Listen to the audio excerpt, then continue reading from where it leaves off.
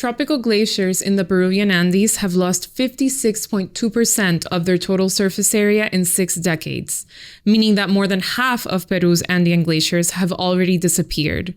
This glacial retreat, driven primarily by rising temperatures caused by the climate crisis, threatens the water supply for thousands of people, the many species that rely on glacial water, and even hydroelectric power plants in the southern Andean regions like Puno and Cusco.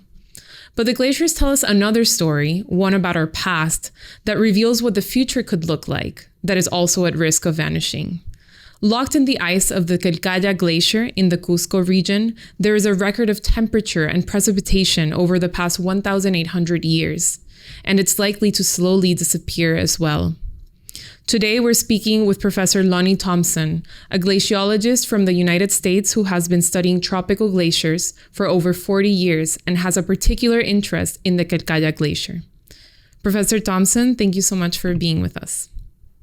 I just want to acknowledge that you spoke to OjoPúblico, I think 6 years ago, in an interview, and I'm sure a lot has changed since you were there then.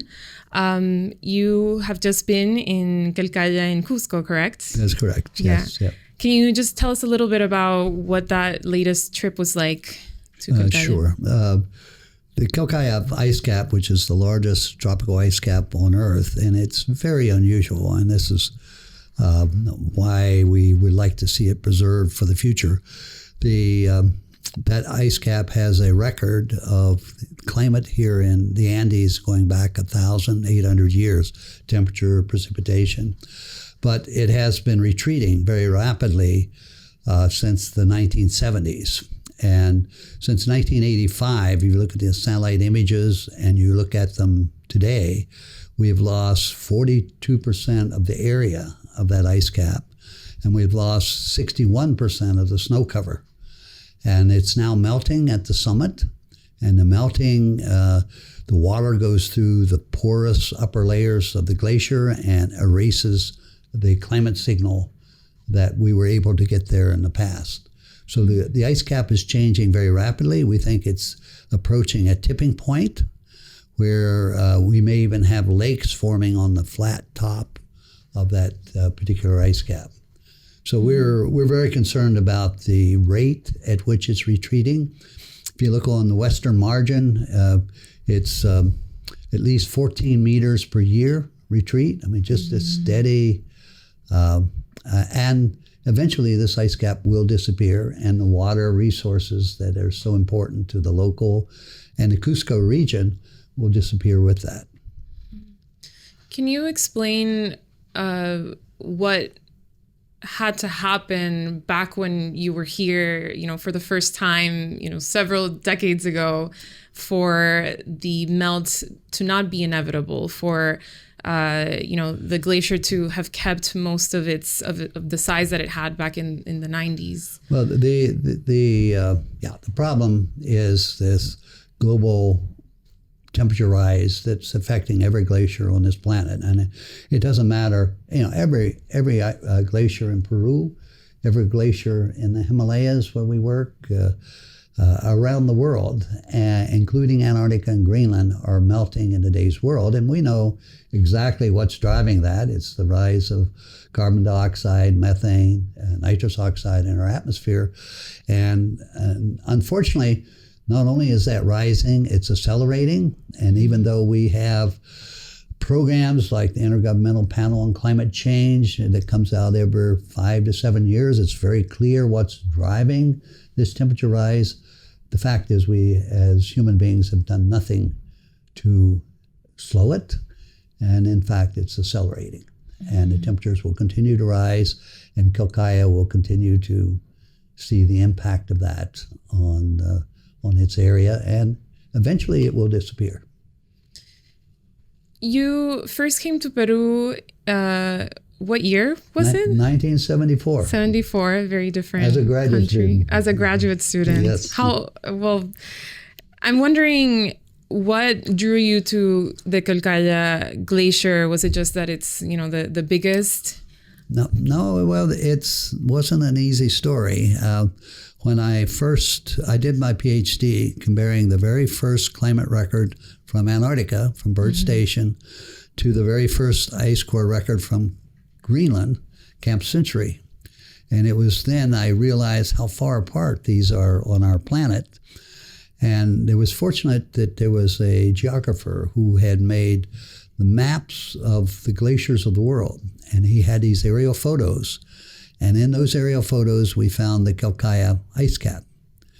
And in 1973, I took those to polar programs in the federal government in the U.S. that funded ice core research. And I made the case of why we should connect. And the program manager said, Lonnie, it sounds really important, but I can't fund it because it's not north of the Arctic Circle or south of the Antarctic Circle. And so I actually went to Bird Station in Antarctica that winter, and I got a telex from the program manager in February that said, I have funded all of my real science projects, and I have $7,000 left. What could you do on that tropical glacier for $7,000? And I telex back and said, I think we could get there. And the next summer, 4 of us made our way to find this ice cap. And that started a whole new trend, because eventually we found a way to drill it and to recover that record. And it opened up the high mountains as places to do ice core research and glaciology. But it was only because of Quelccaya, and Quelccaya was very unusual. I mean, the record was so clear that it had a really big impact internationally. And so, and since then, we have drilled in 16 different countries, in addition to Antarctica and Greenland, to get a global picture of climate as recorded by these glaciers. And can you explain just what is the value of being able to drill and collect this information that dates back so many years? What does it contribute? Well, one of the big issues we have today is our instrumental records are so short. They go back 150 years, but geology of this planet is much older than that. And these ice cores give us a perspective on the change that's taking place right now that's affecting all of us. And that's where their value lies. I mean, an ice core, it is really the best recorder we have on this planet, because it records not just temperature through isotopes and precipitation to annual layer thicknesses. It records what causes the climate to change. Things like volcanic eruptions through tephra and sulfate.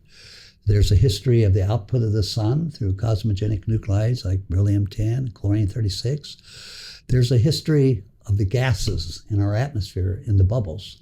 Our records of CO2, methane, nitrous oxide, which now go back in the polar region 800,000 years. That's our long-term history of those gases. And that's where we get concerned, because we see where we are now, and we see where those natural variations were, and the system is way out of kilter. And so you're saying that knowledge that has been collected from Quelccaya has now contributed to records that are used all over the world to determine what's going to happen in the future. Exactly, and it was the very first tropical record to do that ice core record. But these histories are essential. And one of the things we're doing is we're trying to preserve parts of these cores, because there are new things that we're investigating that 10 years ago you couldn't do. Like we are reconstructing a fire history of the Amazon. That fire history, what we know, it comes from satellite images. These ice core records from Huascarán go back 30,000 years. So what's that natural fire history? We also are looking at microbes, things like bacteria and viruses. 10 years ago, you could not have done it. But in the ice is preserved a history of these microorganisms, and we know they're very important for us. The question is, how do they behave under warmer climates and colder climates? Well, the ice preserves it. And I can only think 20 years from now, the new technologies will come along, the new questions that I haven't even thought of, but you'll need to have the ice. And we're not going to have it from glaciers like Quelccaya because they're melting. You were here in 2019 and you were able to go up to Huascarán and drill in that glacier. What did you find? What was the conclusion from that trip?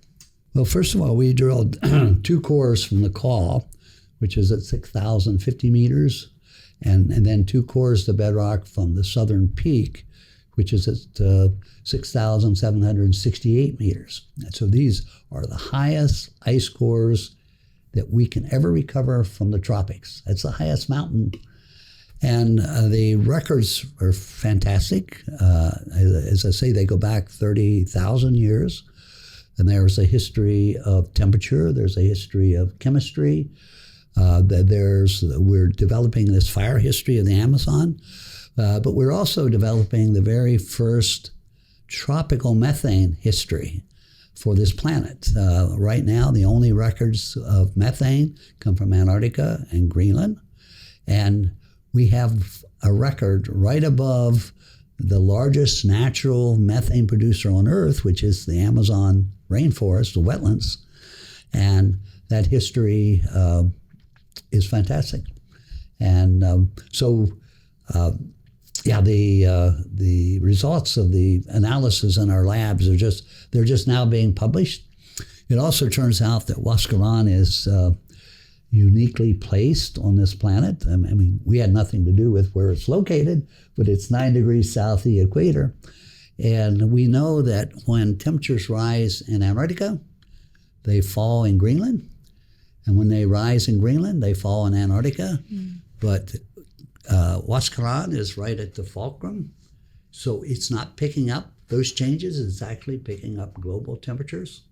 So it's a beautiful Goldilocks record, and we're so glad that we captured it when we did, because unfortunately, with time, it will follow the same fate as Quelccaya, and you will not be able to recover those records. So one of the legacies is to make sure those records are in our international data sets for future generations. And I'm glad we were able to do it in 2019. What is it like to go up that high and do the work that you do, drilling into ice that has information that is so prehistoric? Well, I can tell you it used to be easier. As I've gotten older, I turned 71 climbing Huascarán to drill that. And I actually looked at our mountaineer, Benjamin Vicencio, and I looked at this cliff we had to go up. And I told him, Benjamin, I don't think I can do that. And he looked at me and he said, Lonnie, one step at a time. And so I got up there, but I won't do it again. But I imagine, because you come back and back again to Quelccaya, what is it? Can you paint a picture what it's like to also see what's at stake here, and not just the communities that rely on glacial water, but the species, even the hydropower that Peru depends on. What is it like to kind of see what's at the heart of it? I always reflect on Quelccaya as like going to visit a family member that's in a cancer ward, terminal cancer, and I can't stop what's happening to it, but I can document what's happening to it for the future. And as I say, Quelccaya will disappear. And along with it will be those very vital water resources for the local people and the village of Fanaya. But downstream in Urubamba River, the hydroelectric at Machu Picchu power plant for Cusco, and also the water supplies for Cusco. I mean, I'm amazed at how short the water supplies are there, especially in the dry season. And every year, those glaciers get smaller. So there's less water coming out in the dry season. And it's kind of like having a bank account where you're always taking out and you're not putting in, and eventually they disappear. And so, to me, it's a big challenge of how a city like Cusco, where the population is growing 3.5% a year, but the water levels are dropping, how is this sustainable, and how will it be sustainable in the future? And along those lines, do you think that Peru and government officials are doing enough to address that imminent threat to many people's livelihoods? Unfortunately, no government is doing enough. I mean, especially our government in the U.S. these days. I mean, this is a crisis, and the crisis is growing every day, and we kind of just pretend it's not there. But it's going to hit us, and it's going to hit us hard in many, many different ways. And so I think that this is something no one country can solve, but working together, we can solve this. And frankly, we have the technology, solar, wind, that is actually cheaper now than oil and gas. And this technology needs to be embraced. When I look at Cusco, I see a city in the future that has EV cars. Around the hills are solar panels that provide the electricity. The air is clean. You don't have all of these gasoline engines that don't run well at high elevation. And the tourist trade will be even better than it is today. Yeah. Do you kind of alluded to it, but seeing right now and what the U.S. President Donald Trump is doing in the U.S. and how it's affecting the rest of the world, you have a very close relationship with Peru in particular. But how do you see some of those policies that are being, they're being passed now, and how it's going to affect long term some of the work that you're doing right now in Peru? Well, I would say that I don't know exactly how this is going to play out, but I know that they eliminated the program at the National Science Foundation that has funded our research for the last 40 years. Wow. And I'm here this time on foundation funding. Mm-hmm. So I'm looking at the new sources of funding to keep our monitoring programs going. But we're also working with Anaheim and Cusco. They're people that are working on Quelccaya that can carry on this legacy of mapping. Should I not be able to raise the funds to come down here? So, but I think that it's an unusual time in the U.S. And it doesn't matter what science you're in, whether you're in medical science or doing climate science like we're doing. It's a little harder for climate science because they don't recognize this as an issue, which everybody in the public recognizes because we see it every day in the extreme events that are occurring. So I am a scientist at heart, and I believe that when one door closes, another door opens, and we will find a way. Just like when I first came here in '74, there were no funding agents in NSF to fund what I do. So I've kind of gone full circle. So I'm back to, But what we have now is a reputation, which allows us to go to foundations and ask for support for maintaining what we're doing. And can you talk a little bit about what you're seeking with Quelccaya? You were saying that there's kind of this desire to protect it further. What's kind of the idea behind that? Well, it's a very unusual place. I mean, it's a beautiful part of the world, and I've seen most of the world and most of the glaciers, and so it is unique. Therefore, it should be preserved. But it also has an ecosystem there of plants and animals that are uniquely high elevation, tropical, and they need to be protected. And so I see the need for having a national park in the Asangati, Quelccaya area. You know, we have Huascarán, which is a national park, but it's the only glaciated area that's a national park. And we need one in the south, and we preserve that little part of the world. We may not be able to do much to stop the increase in carbon dioxide and the warming, but we can preserve a little space for the next generation. And, I've been working there and publishing. We brought down 65 papers that have been published on Quelccaya for Enahim and for the village of Fanaya to document what's happened in that part of the world. So what I would like to do is to see that out of all of that effort, to see that it's preserved for the next generation of young people coming along. For as long as possible, they can see glaciated mountains and protect the water supplies for Cusco and the people downstream from those glaciers. And how are you bringing that effort to Peru? Have you gotten any positive reception? Well, we worked the last 5 years in producing a documentary. And the documentary is called Canary. And it's called Canary because where I grew up in the States, in West Virginia, coal miners took a canary in a little cage in the early days down to where they were working in the mine. And when the canary died, they got out of the mine. And so canary is an analog to the glaciers.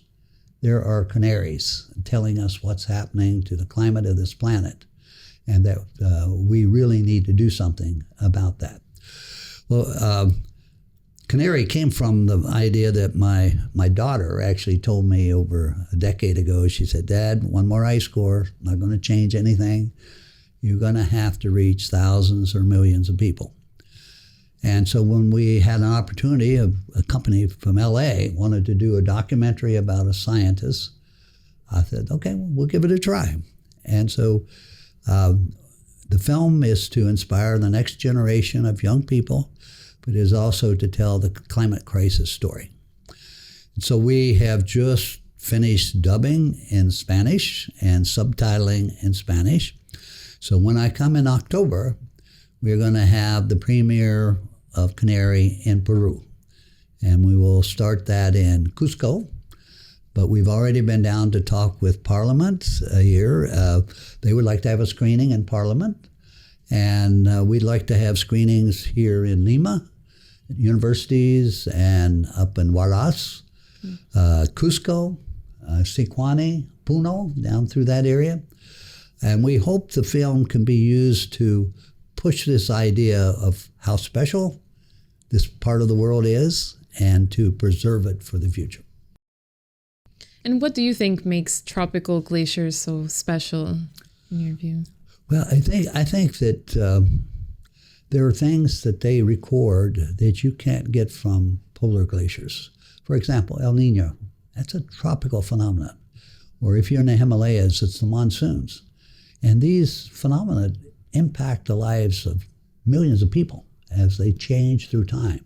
So getting that history from the low latitudes, very important, and preserving that for the future.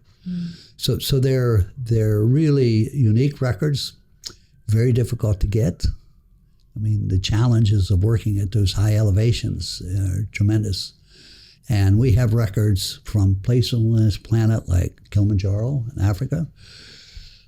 We're the only team in the world that have ever recovered ice there. There have been 3 other attempts, couldn't do it. We have ice cores from the Russian Arctic between the time that the Soviet Union fell and the new Russian government. We went in, drilled, got the ice out. And we have the only Tibetan collection of ice cores in the Western Hemisphere in our freezers.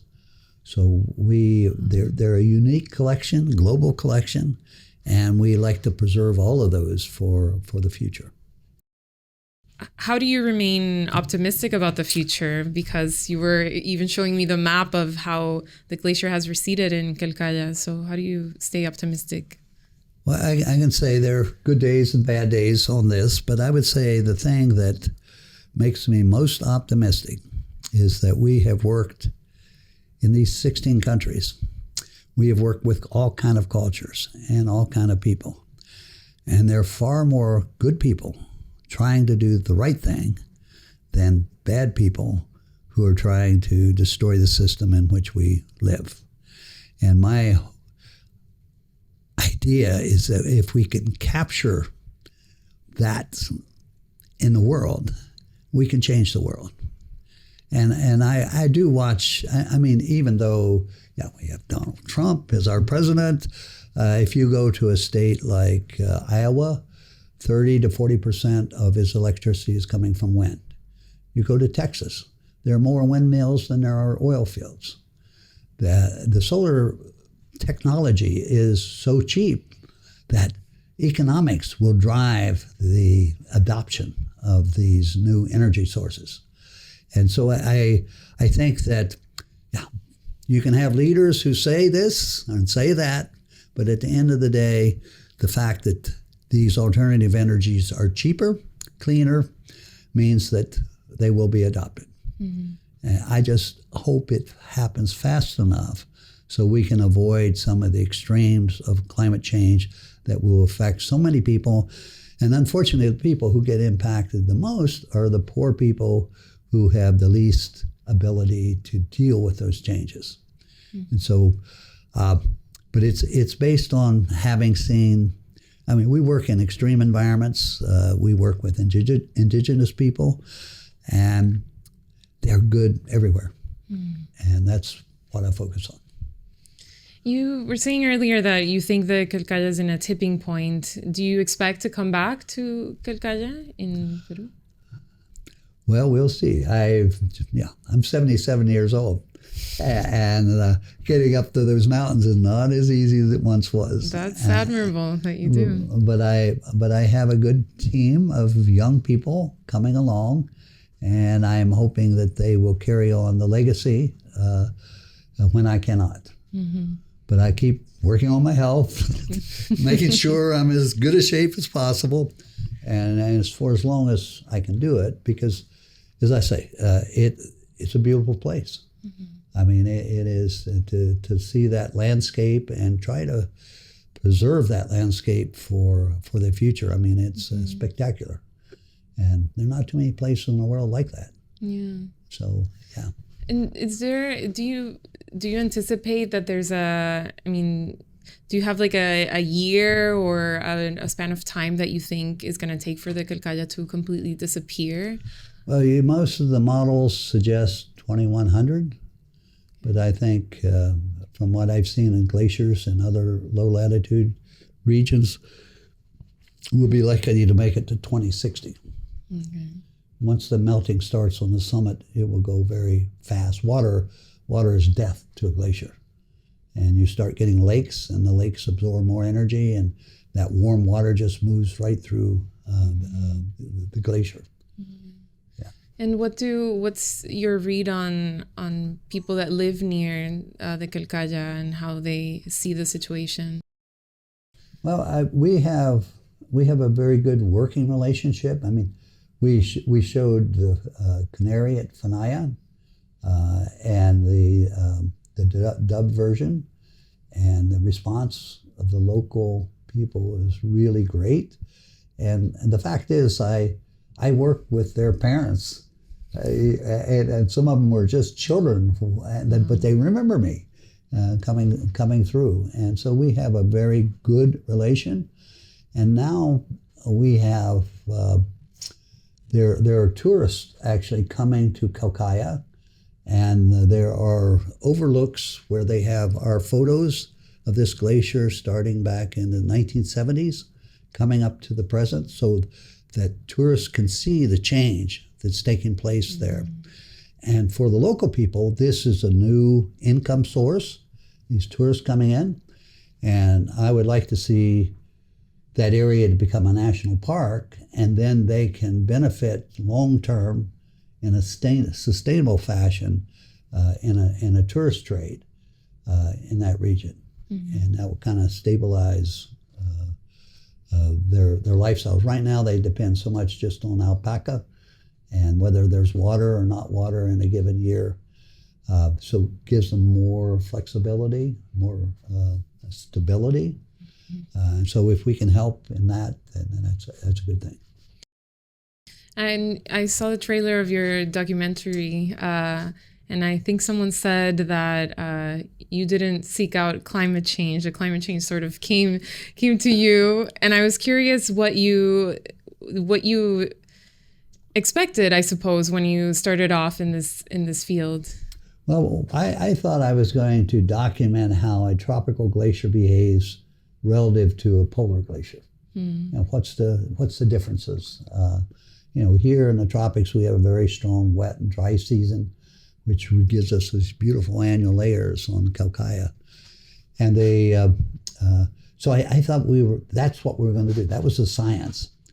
But it was when we started getting these records from all over the world, and we brought them together, then we started to see in the isotopes that these temperatures were higher than they'd been in over 2,000 years.